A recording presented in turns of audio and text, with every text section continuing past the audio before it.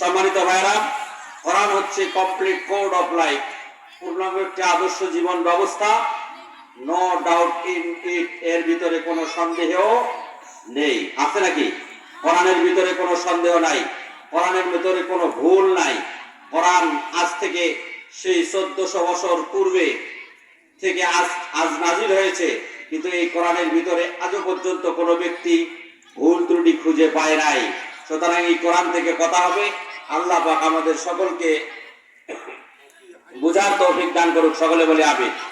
সম্মানিত ভাইরা, কোরআন শরীফ এমন একটি গ্রন্থ, যেই গ্রন্থ দিয়া আল্লাহর নবী বিশ্ব নবী মুহাম্মদ রাসূলুল্লাহ সাল্লাল্লাহু আলাইহি ওয়াসাল্লাম সেই মানুষগুলিকে দ্বীনের পথে আহ্বান করার কারণে সেই মানুষগুলির চরিত্র নষ্ট ছিল, যারা খুন খারাপি, জুয়া, মদ, নারী ধর্ষণ ইত্যাদি করত, সমাজটাকে কলুষিত করেছিল। যে সমাজের নাম ছিল আইয়ামে জাহেলিয়া। এই জাহিলপূর্ণ সমাজকে আল্লাহ নবী বিশ্ব নবী মুহাম্মদ রাসূলুল্লাহ সাল্লাল্লাহু আলাইহি সাল্লাম কোরআন নামক এই কষ্টি পাথর দেয়া, এই কোরআনের ছোঁয়া লেগে মানুষগুলিকে ভালো মানুষে রূপান্তরিত করেছেন। জোরে বলেন সুবহানাল্লাহ, আরো জোরে বলেন সুবহানাল্লাহ। বাবা, কেউ কথা বলবে না, সবাই একটু চাপি বসো, সবাই এদিকে আসো, সবাই একটু চেপে বসলে ভালো হবে। কোরআনের কথা শুনতে গেলে পরিবেশের দরকার আছে। একটু সবাই বসো, কেউ কথা বলবে না, কথা শুনবা। এই কথাগুলি রেকর্ড হচ্ছে, এগুলি তোমাদের জন্য নাজাতের ওসিলা হবে। আল্লাহ পাক আমাদের কবুল করুক। জোরে বলেন আমিন, আর জোরে বলেন আমিন। সম্মানিত ভাইরা, আমি আপনাদের সামনে পবিত্র মহাগ্রন্থ আল কোরআনুল কারীমের সূরা আনফাল থেকে আলোচনা করার জন্য একটি আয়াত সামনে নিয়েছি। এই আয়াতটি কোরআনে কারীমের 8 নম্বর সূরা, সূরা আনফালের 29 নম্বর এবং 30 নম্বর আয়াত থেকে আপনাদের সামনে কিছু কথা বলবো। আল্লাহ যেন এখান থেকে আমাদেরকে উপকৃত কথাগুলি বলার তৌফিক দান করেন। জোরে বলেন আমিন, আরো জোরে বলে আমিন। আল্লাহ রাব্বুল আলামিন বলেছেন, ইয়া আইয়ুহাল্লাযীনা আমানু, আল্লাহ পাক বলেন, হে বিশ্বাসীগণ, হে ঈমানদারগণ, হে ঈমানদারগণ, ইন তাত্তাকুল্লাহা, যদি তোমরা আল্লাহকে ভয় করো, যদি তোমরা আল্লাহকে ভয় করো, আল্লাহ পাক বলছেন যদি তোমরা আল্লাহকে ভয় করো, ইয়াজআল লাকুম ফুরকানা ওয়া ইউকাফির আনকুম সাইয়্যাতিকুম ওয়া ইয়াগফির লাকুম, তাহলে কি হবে? আল্লাহকে যদি কোনো ব্যক্তি ভয় করে, ঈমানদারদেরকে লক্ষ্য করে, আল্লাহ পাক বলছেন কোন ঈমানদার যদি আল্লাহকে ভয় করে, তাহলে আল্লাহ রাব্বুল আলামিন ইয়াজআল লাকুম ফুরকানা ওয়া ইউকাফির আনকুম সাইয়্যাতিকুম ওয়া ইয়াগফির লাকুম, আল্লাহ পাক বলছেন তাহলে তার জন্য আমি আল্লাহ রাব্বুল আলামিন সত্য এবং মিথ্যা, ন্যায় এবং অন্যায় পার্থক্য করার জন্য নির্ণায়ক শক্তি আমি তাদেরকে দান করে দিব। যদি বলেন সুবহানাল্লাহ। আল্লাহ পাক বলছেন যদি কেউ কোনো ঈমানদার আল্লাহর প্রতি ভয় রাখে, আল্লাহকে বিশ্বাস করে এবং আল্লাহর প্রতি ভয় রাখে, ভয় করে, তাহলে কি হবে? আল্লাহ তাদের জন্য সত্য এবং মিথ্যা, অন্যায় এবং ন্যায় এটা বোঝার জন্য, পার্থক্য নির্ণয় করার জন্য আল্লাহ রাব্বুল আলামিন তাদের মধ্যে শক্তি দিয়ে দিবেন। জোরে বলেন সুবহানাল্লাহ। এরপরে শুধু তাই নয়, আল্লাহ পাক বলেছেন এই শক্তি দিয়েই শেষ নয়, আল্লাহ পাক বলেছেন ওয়া ইউকাফির আনকুম সাইয়্যাতিকুম, আর আল্লাহ রাব্বুল আলামিন তাদেরকে দিয়ে দিবেন তাদের অপরাধ সমূহ ক্ষমা করে দিবেন। রাব্বুল আলামিন বলেছেন এইটাই শুধু শেষ নয়, যদি আল্লাহকে ভয় করে তাহলে ওই ব্যক্তিদের জীবনের সমস্ত গুনাহ খাতা, অপরাধ সমূহ সব আল্লাহ রাব্বুল আলামিন ক্ষমা করে দিবেন, ক্ষমা করে দিবেন, আর অপরাধ সমূহ পাল্টিয়ে দিবেন। আর কি করবেন? ওয়া ইয়াগফির লাকুম, তাদের অপরাধ জীবনের সব ক্ষমা করে দিবেন। আল্লাহু যুল ফাদলিল আযীম, আর আল্লাহ হচ্ছেন বড় অনুগ্রহশীল এবং দয়ালু। বড় অনুগ্রহশীল, আল্লাহর চাইতে অনুগ্রহশীল আর কেউ নেই। জোরে বলেন ঠিক না বেঠিক? আল্লাহর চাইতে অনুগ্রহশীল আছে? আল্লাহর চাইতে অনুগ্রহশীল কেউ নাই। আল্লাহ কেমন অনুগ্রহশীল দেখেন। ও আমার ভাইরা, এই পৃথিবীতে আমরা তার ইবাদত করি আর না করি, কিন্তু তিনি কারো প্রতি অবিচার করেন না। তিনি মুসলমান হোক আর অমুসলমান হোক, হিন্দু হোক আর বৌদ্ধ হোক, খ্রিস্টান হোক আর কিছু হোক, তাও কারোর প্রতি কোনো অবিচার করেন না। কোন ব্যক্তি যদি আল্লাহর প্রশংসা করে, ঈমান আনয়ন করে, আল্লাহকে সিজদা করে, তবুও সূর্যের আলো তার বাড়িতে যেরকম দেওয়া প্রয়োজন, একজন মুসলিমের বাড়িতে দেওয়া যেমন প্রয়োজন, একজন অমুসলিমের বাড়িতেও দেওয়া যেমন প্রয়োজন, ঠিক তেমনি ভাবে আল্লাহ রাব্বুল আলামিন এই সূর্যের আলো পৃথিবীতে বিকিরণ করে। সূর্যের আলো যেমন দেন, অক্সিজেন যেমন দেন, এরপরে বায়ু যেমন দেন, আগুন যেমন ব্যবহার করার অধিকার দিয়েছেন, বৃষ্টির পানি যেমন দেওয়ার প্রয়োজন সবকিছু দিচ্ছেন, কোনটার প্রতি আল্লাহ রাব্বুল আলামিন অবিচার করেন না। এই জন্য আল্লাহ হচ্ছেন অনুগ্রহশীল।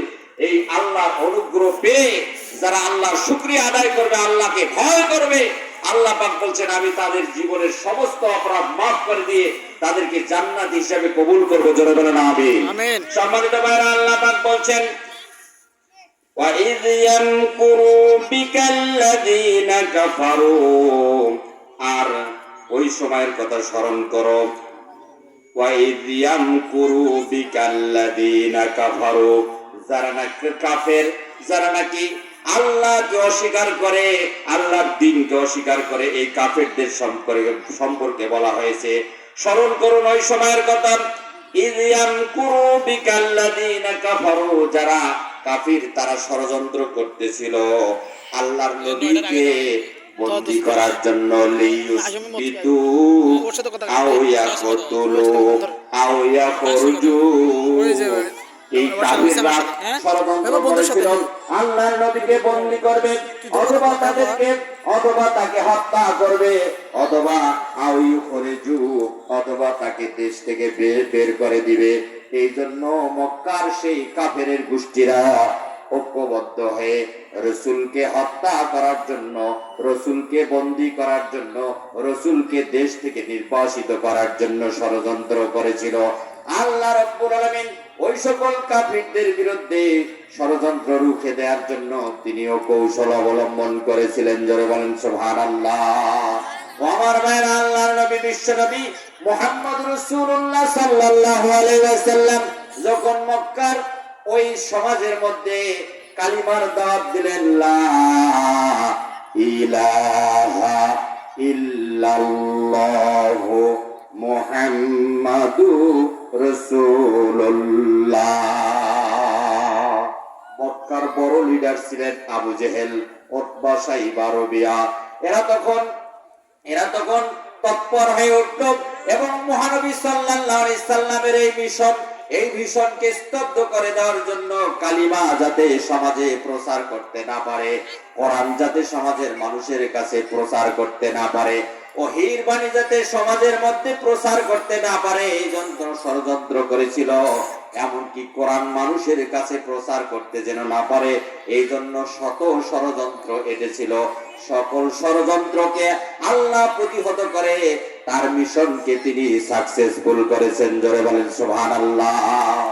আল্লাহ তাদের সমস্ত ষড়যন্ত্রকে নস্যাৎ করে দিয়ে আল্লাহর দ্বীনকে জমিনের মধ্যে বাস্তবায়ন করেছিলেন। সম্মানিত ভাইরা, আবু জেহেল দেখলেন কোরআনের বাণী যখন সমাজের মানুষের কাছে প্রচার করা হচ্ছে, দ্বীনের কথা যখন সমাজের মানুষের কাছে প্রচার করা হচ্ছে, তখন আবু জেহেল, উতবা, সাইবা, রবিয়া এরা ষড়যন্ত্র করেছিল আল্লাহর নবী যাতে দ্বীনের কথা মানুষের কাছে বলতে না পারে, কোরআনের কথা, ওহীর কথা যেন মানুষের কাছে পৌঁছাতে না পারে, এই জন্য ষড়যন্ত্র করেছিল। সেই ষড়যন্ত্রটাও আল্লাহ রাব্বুল আলামিন কোরআনের মধ্যে কোট করে দিয়েছেন। আল্লাহ বললেন, হে নবী, কোরআনের বিরুদ্ধে ওই কাফির আবু জেহেল, উতবা, সাইবা যে ষড়যন্ত্র পাশ করেছে সেটি হলো وقال الذين كفروا لا تسمعوا لهذا القرآن والغوا فيه لعلكم تغلبون। সেদিন আবু জেহেল এইরকম ষড়যন্ত্র পাশ করেছিল, কোরআন যাতে মানুষের কাছে পৌঁছিতে না পারে এই জন্য তোমরা গন্ডগোল করো, ওই হাল্লা করো, চিল্লা চিল্লি করো, যাতে করে কোরআনের বাণী মানুষের কাছে পৌঁছিতে না পারে। সম্মানিত ভাইরা, এই জন্য কোরআন পৌঁছাইতে না পারে, এই জন্য ষড়যন্ত্র সেদিন হয়েছিল। আজকেও কিছু লোক যারা মুসলমান দাবি করে অথচ কোরআনের বিরুদ্ধে বিষোদ্গার করে, এরকম লোক এখনো সমাজের মধ্যে আছে। সম্মানিত ভাইরা, এই জন্য এই আয়াতটির মধ্যে আল্লাহ রাব্বুল আলামিন স্মরণ করে দিচ্ছেন, স্মরণ করুন ওই সময়ের কথা, ওয়াইদ ইয়ামকুরু বিকাল্লাযিনা কাফারু, যারা ষড়যন্ত্র করেছিল লিয়ুসবিতুকা আও ইয়াকতুলুক, তারা নবীকে বন্দী করবে অথবা তাকে হত্যা করবে, আও ইউখরিজুক, অথবা দেশ থেকে বহিষ্কার করবে। এইভাবে ষড়যন্ত্র করেছিল মক্কার ওই কাফিরের গোষ্ঠীরা। অথচ এই কাফিরের গোষ্ঠীরা এই ষড়যন্ত্র করেছিল। ওয়ায়ামকুরুনা ওয়ায়ামকুরুল্লাহু ওয়াল্লাহু খায়রুল মাকিরিন। কাফিররা ষড়যন্ত্র করে একদিকে, আল্লাহ রাব্বুল আলামিন তাদের বিরুদ্ধে, এই ষড়যন্ত্রের বিরুদ্ধে তিনিও কৌশল অবলম্বন করেন। আর তাদের সকল ষড়যন্ত্রকে নস্যাৎ করে দিয়া আল্লাহ তার দ্বীনকে জমিনের মধ্যে বাস্তবায়ন করেন। জোরে বলেন সুবহানাল্লাহ।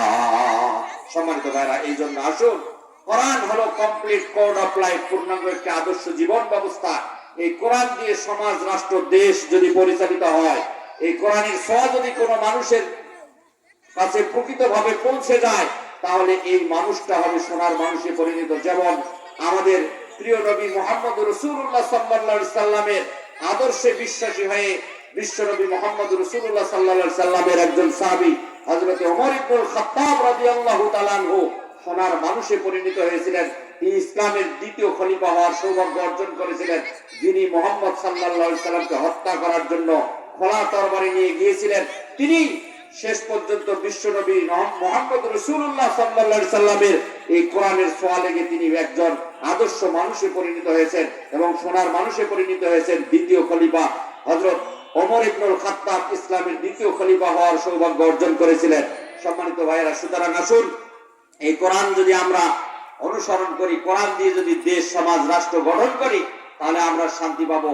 তাই আসুন, আমি আপনাদের উদাত্ত আহ্বান জানাচ্ছি, যারা ইতিপূর্বে যত তন্ত্র মন্ত্র পৃথিবীতে ছিল, সকল তন্ত্র মন্ত্র দেখেছেন, একবার অন্তত কোরআনের শাসন দিয়ে দেশ পরিচালিত হোক, এটা আমরা চাই।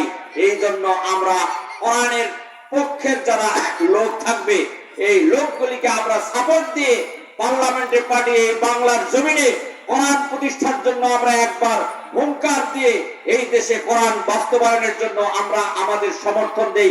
আল্লাহ পাক আমাদের সকলকে কবুল করুক। জোরে বলেন আমিন। ওয়া আখিরু দাওয়ানা আনিল হামদুলিল্লাহি রাব্বিল আলামিন। আসসালামু আলাইকুম ওয়া রাহমাতুল্লাহি ওয়া বারাকাতুহু।